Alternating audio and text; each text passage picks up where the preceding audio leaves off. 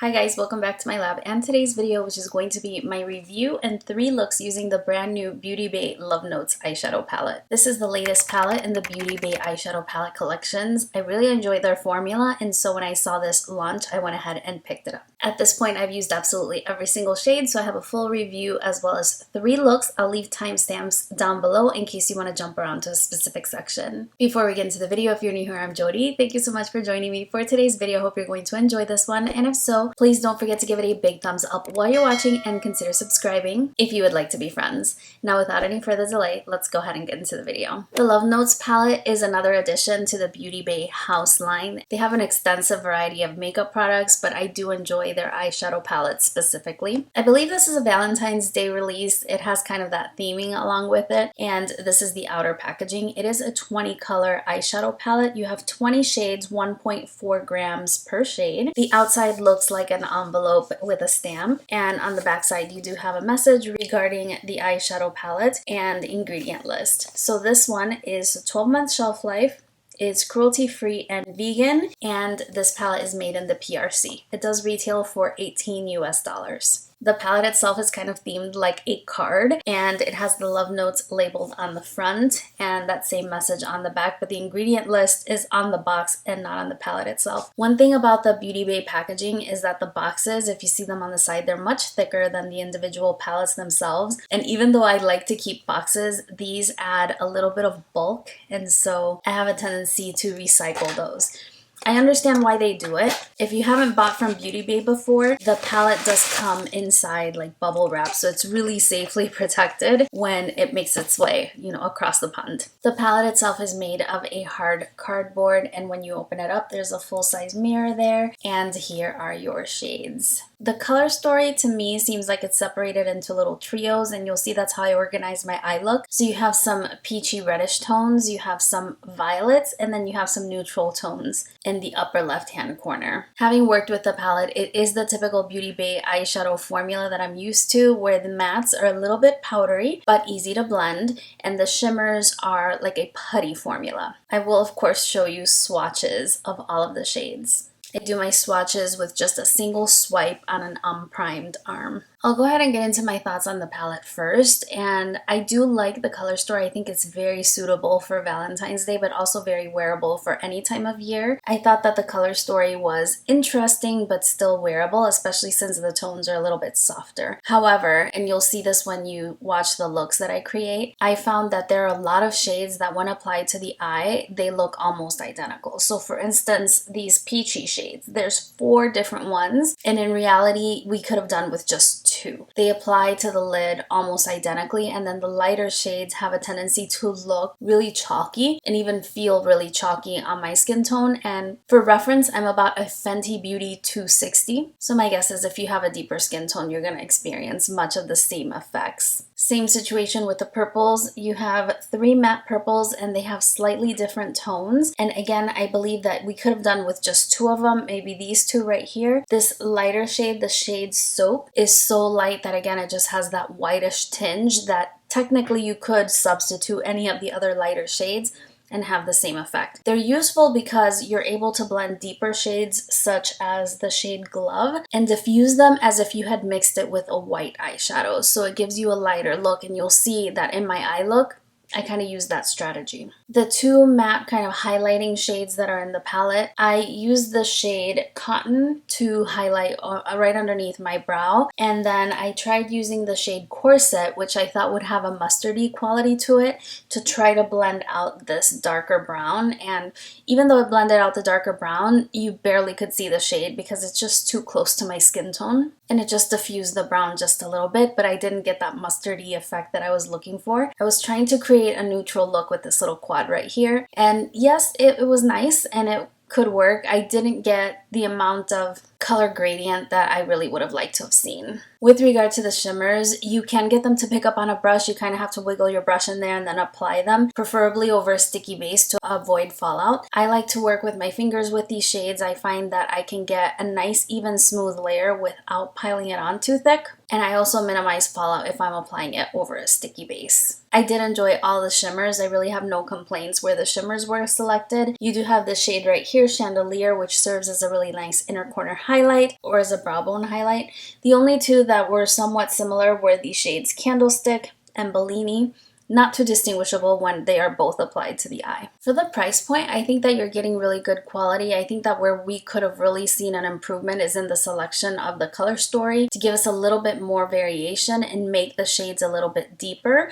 Maybe take away some of those lighter shades, like right here with these shades. Really just one of those shades would have sufficed. We really didn't need to see all four of them. I actually think that we could have benefited from seeing more mid-tone shades in the palette so that we can get a richer color story. This is probably the vibe they were going for, a softer, more romantic vibe, but in order to suit a wider audience, I think that the inclusion of some more mid-tone shades would have been really beneficial, because as it is, we really only have three. We have the brown, we have the reddish brown, and then the purple. And even between the two browns, they're not that distinguishable when you actually apply them to the eye. I bought this palette because I was so sad I missed out on the new Romantic palette, which was last year's Valentine's release. I was actually hoping that they would bring that back for this year, but unfortunately they did not, and they launched this palette instead, and I was thinking I wasn't going to miss out again, and so I went ahead and I bought it, especially because it's an affordable price point. Having played with every single shade in the palette, I'm still kind of wishing I had gotten the new Romantic palette, even though that one was more monochromatic in tone. It was reddish and maybe a little bit pink. It didn't have any of the purples, but the color story was a lot more rich in tone. It had a lot more mid-tone shades, and so I think I would have enjoyed it a little bit more. That being said, I don't dislike the palette. I made what I think are three beautiful looks, and so there is a little bit of versatility, but it's going to be a palette that you have to kind of get to know, since some of the shades look very different in the pan than they do when applied. I was going through with some of these peachy shades, and again, I wasn't noticing any difference as I was layering the eyeshadows. It just looked more of the same. Personally, I think that it could have been pared down quite a bit, and in my opinion, the star of the show is this little sextet of eyeshadows. Had they released that in a tiny little palette, that would have been a really nice color story. I created this eye look using just those shades. I did include that one, but it was more just to test it out. I honestly would have gotten the same exact result if I had skipped that shade, so it was completely unnecessary. These six were sufficient to get the eye look that I'm wearing today. If you were interested in the palette, having shared my thoughts and just kind of warning you in advance that there's a lot of overlap amongst the shadows. Personally, I would push you towards a different eyeshadow palette from the Beauty Bay formula, because they do have a beautiful formula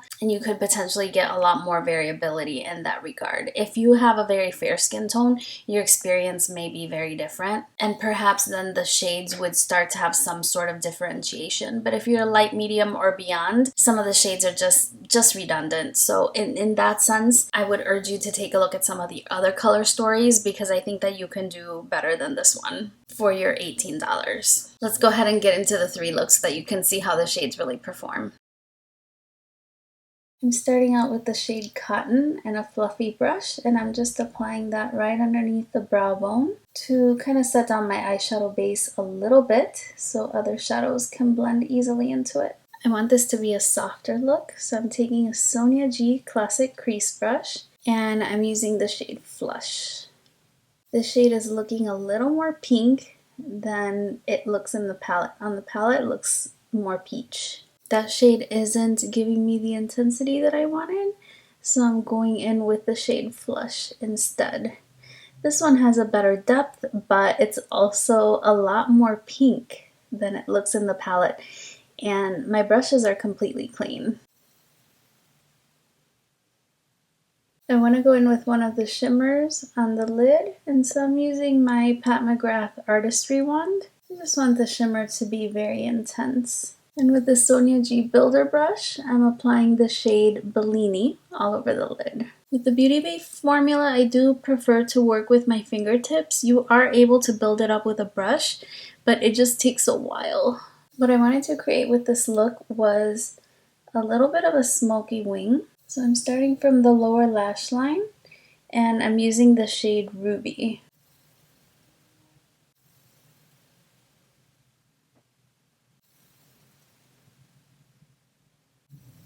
Next, I just want to blow out the lower lash line, and I'm going to use the shade Handkerchief. I just want to see the differences between the pinks here. Using a Sonia G flat definer, I'm taking the shade Candlestick, and that's the one I'm going to apply on the inner corner. Now I'm going in with that first brush, and I'm just diffusing all the edges. So here is your first look with only the eyeshadow. So this is your first look. It's a very soft and simple look. It kind of lifts the eye a little bit, which I like. I finished off the eye with a beige pencil in the waterline and mascara. I always like doing winged liner with eyeshadow because you can get pretty much any color you like. Again with cotton just underneath the brow to get a very nice blend going. This time I'm going to start with the shade Mahogany, and I'm going to apply that on the outer part of my eye. I also want to apply a little bit on the inside part of my eye. The shadow is actually very smooth if you pack it on. I do want to bring that down into the lower lash line as well. Make sure it connects. And I'm going to do a little bit on the inside as well. And now with the Sonia G Classic Crease Brush, I'm going to take the shade Corset, and I'm going to use that to blend all of this together.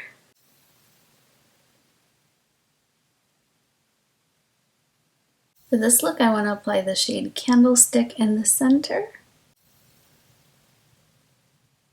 And I do want to bring that to the lower lash line as well, just in the center.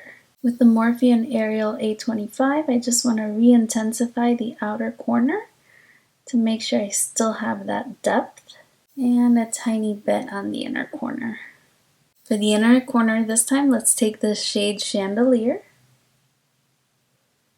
We can put that shade on the brow arch as well. I did apply some black eyeliner to my waterline, but this is the look with basically just the shadows and liner. And here you have a look number 2. A little bit more neutral spotlight eye. This is one of my go-to eyeshadow look shapes. If you look at both eyes, they look so funny. This one is definitely more round, but also more open, and you can see the elongated look on the other eye. Starting again with the shade Cotton to set just above the crease. I want to do like a cut crease look with all of the purples for the look I'll actually be wearing in the video. I'm going to start with the shade Soap, and I'm going to apply it. The more I work with the palette, the more I'm noticing like there's some shades that are kind of redundant, at least on my skin tone, because they look so similar. Same brush, and I'm layering the shade Lavender now. This one begins to show the purple tones a little bit more. This next shade is the shade Glove, and this is the one that's actually, very pigmented. Now I'm going back in with the original brush just to diffuse the edges. I'm going to apply just a tiny bit of lavender a little bit further up, just because I know I have to cut well above my natural crease since my eye does fold. Now I'm going to take a very small brush and actually draw where I want to cut the crease. And we can diffuse a little, not too much, because I do want to use that line as a guide. To cut the crease, I'm using the Gerard Clean Canvas Eye Base, and I have mine in the shade Fair.